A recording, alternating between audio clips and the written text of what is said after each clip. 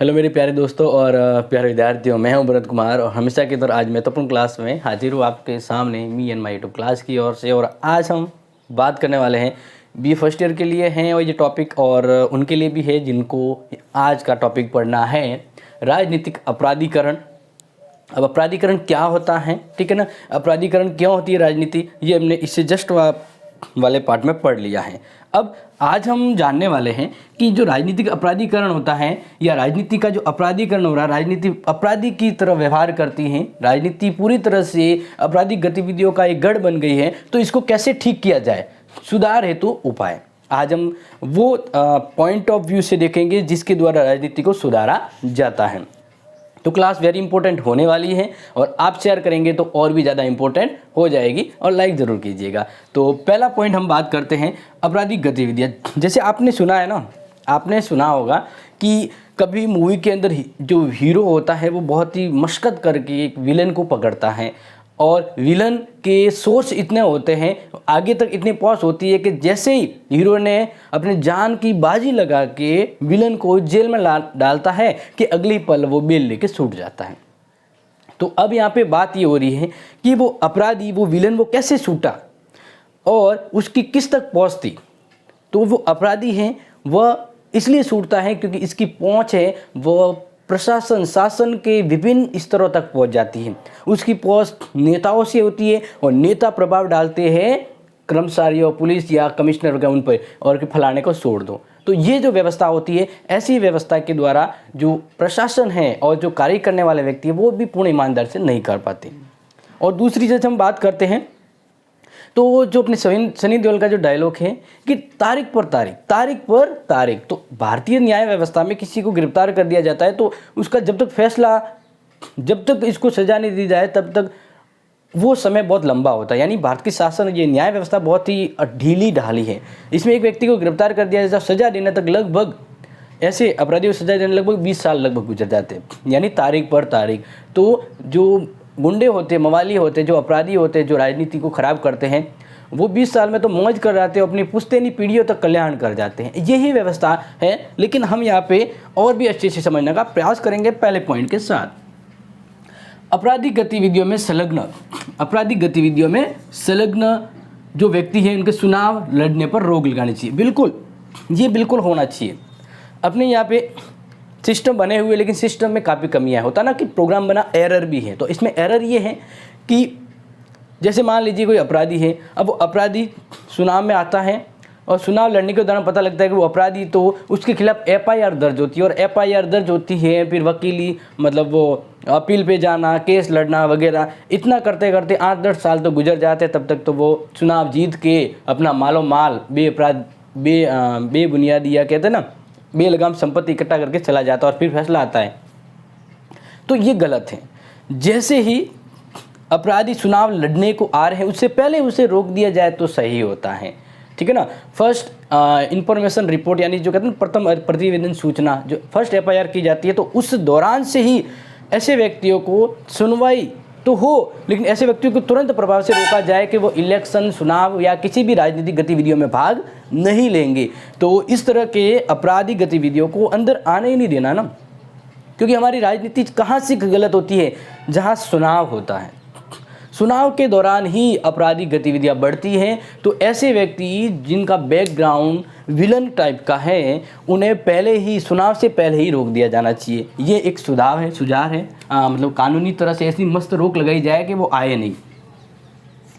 फिर है आपराधिक कानून व्यवस्था और न्याय व्यवस्था में अत्यधिक महत्वपूर्ण सुधारों की आवश्यकता। बिल्कुल, जैसे अभी मैंने बात करी कि जिसके खिलाफ फर्स्ट FIR होती है कि फलाने व्यक्ति ने, यानी 2 व्यक्ति चुनाव लड़ रहे थे, तो जो गुंडा था उसने क्या करते, दूसरे वाले को मार दिया। अब उसके खिलाफ FIR दर्ज हो गई और FIR दर्ज होने के केस चलते तब तक तो उसके FIR से उसके लेकर लगभग 20 वर्ष गुजर जाते।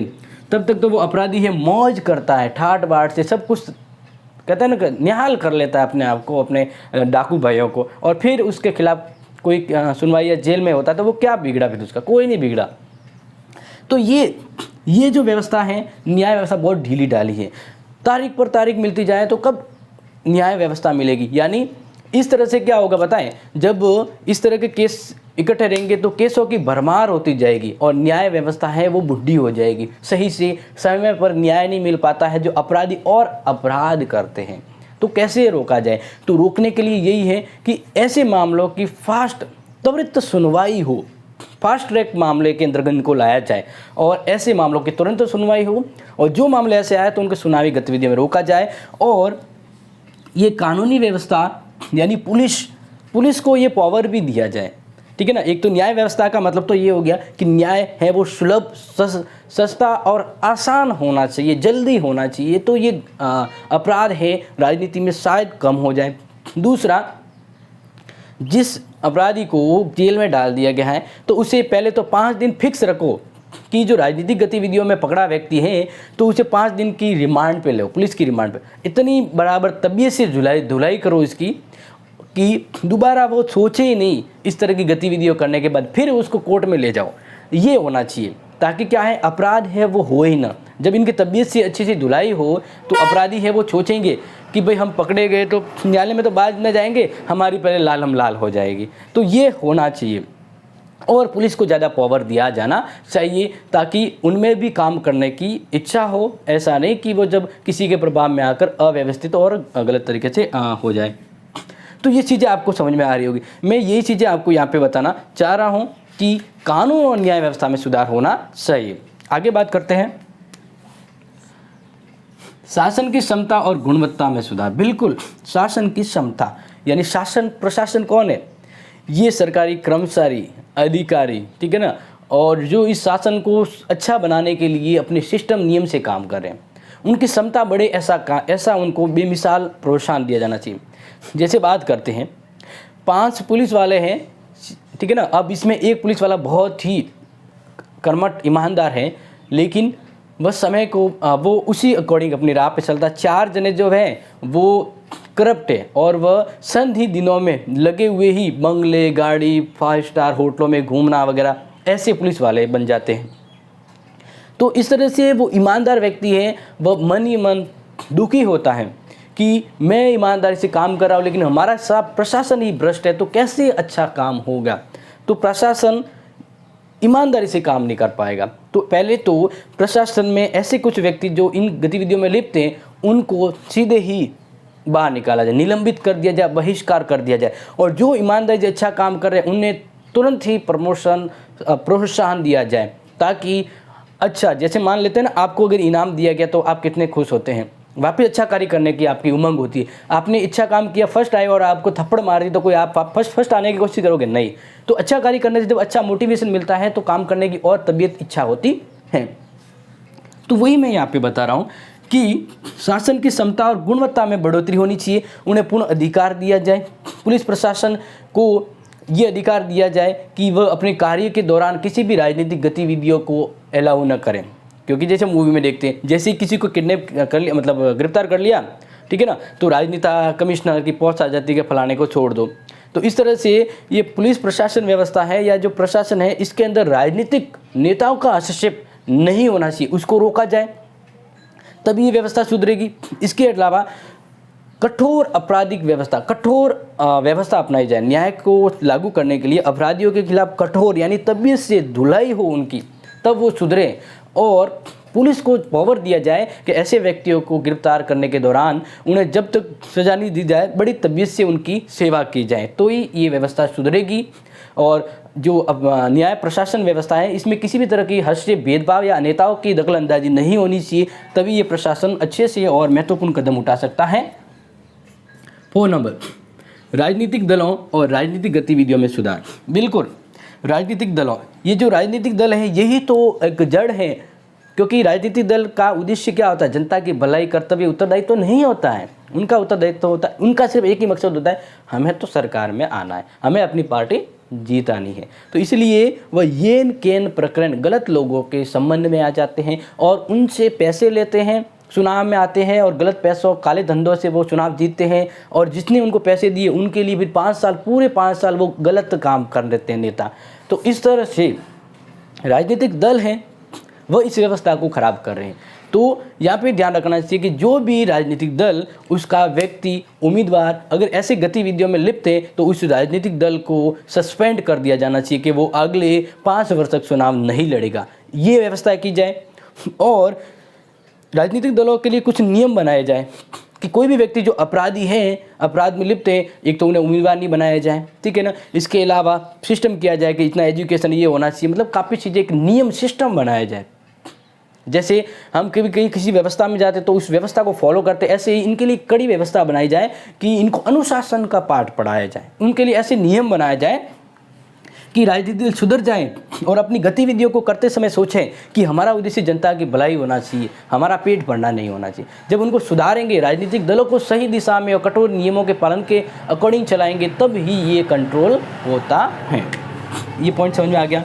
फिर है 5वां, चुनाव व्यवस्था में सुधार और चुनावी राजनीति को व्यवस्थित करना। चुनाव व्यवस्था में सुधार, चुनाव व्यवस्था पूरी पारदर्शिता से और अच्छे से देख रेख में होनी चाहिए, पूरे सुपरवाइजर होना चाहिए, न तो कोई अवैध वोट हो, न बाहुबली है वो अपने बल का प्रयोग करके चुनाव को गलत करे या किसी को डराए धमकाए, और ना ही वोट के बल पे चुनाव है वो वोट पड़े। इसका पूरा ध्यान रखा जाए तभी सही होगा। और चुनावी राजनीति को व्यवस्थित करना है, पूरा एक फिक्स टाइम टेबल करना है कि इससे इस दौरान समय होगा, ये चुनावी प्रक्रिया होगी, ये रिजल्ट होगा, और उसके अंतर्गत पूरी एक नियमित व्यवस्था होनी चाहिए, कानूनी प्रावधान होना चाहिए, और किसी भी तरह की ऐसी चूक न हो जहां राजनीतिक गतिविधियों में कुछ अपराधी लिप्त हो पाए।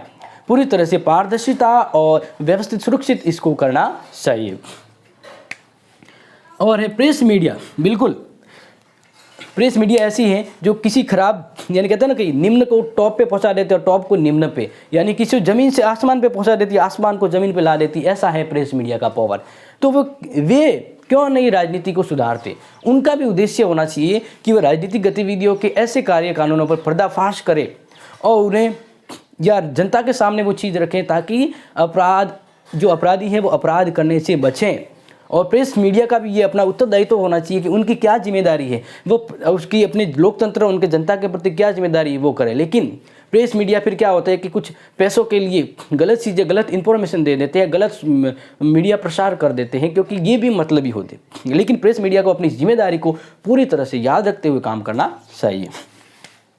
7 नंबर पॉइंट है, सामान्य आमजन में भी जागरूकता होनी चाहिए। आम लोग भी जागरूक हो, ऐसा नहीं कि किसी लोगों ने पैसे दे दिए हम उसको वोट दे दे। अब ये जनता को पता होना चाहिए कि अगर हमसे कोई फ्री में या हमें कोई पैसे दे के कोई कर रहा है तो इसका मतलब वो गलत है। कहने का मतलब है कि अगर हमें कोई कह रहा है ये पैसे लो और वोट दे दो, तो इसका मतलब वो व्यक्ति चुनाव में आएगा, वो इससे 4 गुना पैसा आपसे ले जाएगा। अब वो कैसे ले जाएगा? वो योजनाओं के द्वारा। आपने समझा होगा। करप्ट कितने होते हैं? बहुत ही ज़्यादा करप्ट होते हैं। भारत की पॉलिटिक्स तो बहुत ही ज़्यादा कहते हैं ना कीचड़ की भरी हुई है। यहाँ पे लोग आते ही मौज के लिए, उनको पता है बिजनेस, ये जो पॉलिटिक्स एज ए बिजनेस है, इसमें रात दिन में पैसा 100 गुना हो सकता है। ऐसा पॉलिटिक्स ये बिजनेस मानते हैं, जबकि पॉलिटिक्स, राजनीति जन कल्याण का माध्यम होती है। तो इसलिए उनका व्यवहार सुधारना चाहिए और लोगों को ये अपने कर्तव्यों के प्रति ईमानदारी होनी चाहिए कि लोकतंत्र क्या है। तो ये व्यवस्था जब आएगी तभी हम ये कहते हैं कि अपराधी करने से बचेंगे, राजनीति में अपराध होने की गुंजाइश कम होगी और पूरी तरह से पैसों की हेरा फेरी वगैरह वो भी पारदर्शिता होनी चाहिए। सब कुछ न्याय और पुलिस की या जो भी न्यायिक व्यवस्था होती है उसकी देखरेख में होना चाहिए। तो इसके लिए कानून बनाया गया था, तगड़ा कानून बनाया गया, लेकिन फिर भी कोई कमियां तो रहती है। तो ये जो कानून बनाया वो था 31 मार्च 2003 को। ये एक महत्वपूर्ण कानून था जिसके द्वारा सुधारा जाए, क्या सुधारा जाए? ये रोकथाम, ये आपराधिक गतिविधियों को। तो 10 जुलाई 2013 को उच्च न्यायालय ने जनप्रतिनिधि कानून के तहत प्रावधान को निरस्त कर दिया। दोषी ठहराए कानून निर्माता यानी सांसद, विधायकों को भी उच्च न्यायालय में निलंबित होने के आधार पर अयोग्य कर दिया। अब देखिए, अगर कुछ सांसद वगैरह वो भी गलत कार्यों में फंस जाते हैं या वो भी, जैसे मान लीजिए सरकार में जो सांसद होते हैं वो कानून बनाते हैं। अब वो सांसद ही क्या हो, सांसद ही अगर करप्ट नेता हो, अपराधी हो, तो ऐसे करप्ट नेताओं को संसद से बहिष्कार कर देना चाहिए। भले ही जीते हो, हाथों हाथ बहिष्कार कर दो, ठीक है ना। ऐसे लोगों को लाना ही नहीं है, क्योंकि जो अपराधी होते हैं वो चुनाव में जीत कर वही सांसद बनते हैं और फिर वो मन चाहे कानून बना लेते हैं। तो इसलिए हमने ही गलत लोगों को जब इलेक्शन में जितवाएंगे तो वो गलत ही करेंगे। तो चुनावी व्यवस्था में ये कर देना चाहिए कि चुनाव एक निश्चित परंपरा, एक निश्चित समय के अकॉर्डिंग हो, एक निश्चित समय दिया जाए कि इस अकॉर्डिंग। ये 2003 की ये व्यवस्था है, इसके अंदर कहा गया कि चुनाव है वह फिक्स 6 माह के दरमियान एक या फिर किसी एक निश्चित समय सीमा के अंतर्गत पूर्ण होना चाहिए, और जो अपराधी है या दोष मुक्त है या जिसको दंड दिया गया उसको चुनाव में आने नहीं दिया जाना चाहिए, और जो प्रत्याशी चुनाव में आ रहा है उनका पूरा हिसाब ब्यौरा होना चाहिए कि कौन सा कितना पैसा इसके पास कितना खर्च कर रहा है वगैरह, वो चीज़ें भी होनी चाहिए। प्रत्याशी की शैक्षिक योग्यता होनी चाहिए, कितना पढ़ा लिखा है, यानी काफ़ी चीज़ें नियम बनाए गए, लेकिन फिर भी गलतियां हैं तो इसको तभी सुधारा जाएगा जब सभी लोगों की आमजनी इच्छा और प्रशासन एक्टिव होगा। तो आज की ये क्लास थी, कैसी लगी मुझे ज़रूर बताइएगा, और आज की इस क्लास को ज़रूर शेयर कीजिएगा ताकि आपको ये शेयर करने से मुझे मोटिवेशन मिले। Thank you, have a nice day.